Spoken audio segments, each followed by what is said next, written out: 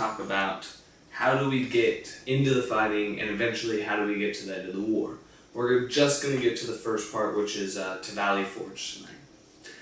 But we left off talking about the Boston Massacre and the Tea Acts and the Intolerable Acts, and now we're getting into the actual fighting of the war. But first we got to look at who's involved. So if you're living in the colonies, you're going to fall into one of three categories. You're going to be a loyalist, you're going to be a patriot, or you're going to be neutral. And where you're going to see the biggest divide is obviously with the patriots and the loyalists.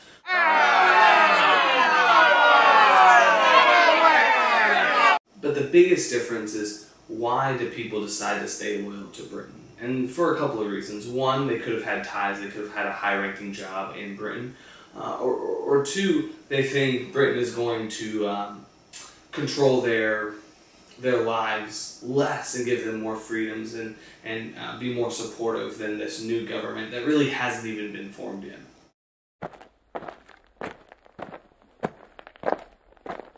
What's life like in these colonies? Well, you have America struggling to raise money. They run out of gold and silver, so they start selling these bonds. And France is the country that buys most of the bonds, but they'll sell them to private individuals and others to raise money for their army so they can continue to fight in the Revolutionary. Next role you'll see is women. And a life of a woman during the war, a lot stay home and take care of the family farm as the husband's off fighting. A lot of them went to the front lines and cooked and cleaned and mended, and some even fought alongside their husbands. When they were wounded, they would take their position on the cannon or the gun. So you see women really get into the war as a supplementary role and also as fighters. Slaves escape and go west. They're going to escape to the north and try to blend in and be free. And some are going to fight, but Indians are going to fight on the side of the British for the most part. But surprisingly, most Indians want to stay out of the battle. They were fairly involved in the French and Indian War, and they got nothing out of it. And I think they learned their their mistake from the French and Indian War, and so they're going to more or less stay out of this war. Not to say they stay out completely, because some do fight.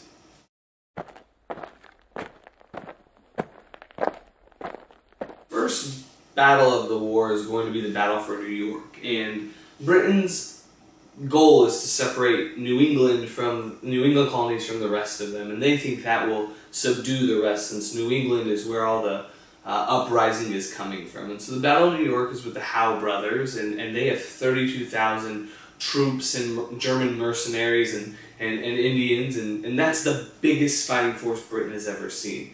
Washington has a much smaller force and is really outmanned and pushed across the Delaware River into Pennsylvania. And so Britain is off up 1-0, and they're winning the first battle.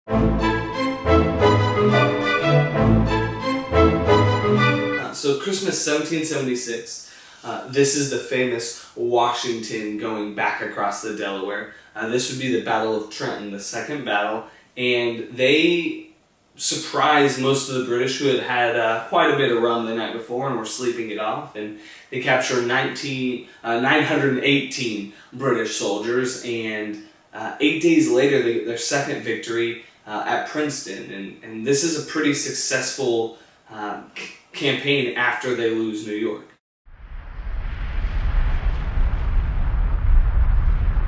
Third battle we'll talk about is the Battle for Philadelphia.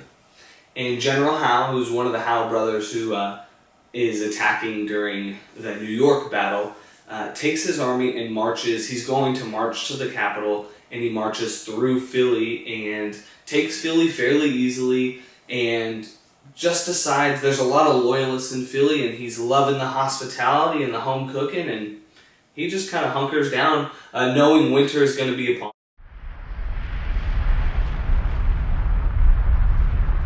The fourth battle is the Battle at Saratoga, and this is between General Gates, who's part of the colonial army, and forgive me if I pronounce it wrong, Bourgain, who is British, and Bourgain wants to bring everything. So he has his 80,000 troops, and he's got supply lines, and he's got food, he's got champagne and fancy champagne glasses, and these are all pulled by wagons, not to mention all the ammunition and the guns and the the cannonballs. So those are all being pulled.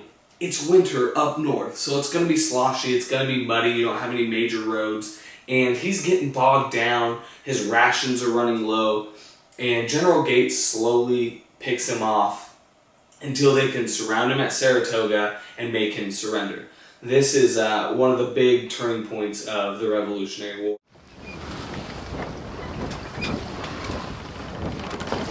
So the turning point in the war, obviously, is Saratoga. It's right before winter, and Burgoyne surrenders, but he had his buddy just chilling in Philadelphia, who doesn't even come to help him out. And so this is big.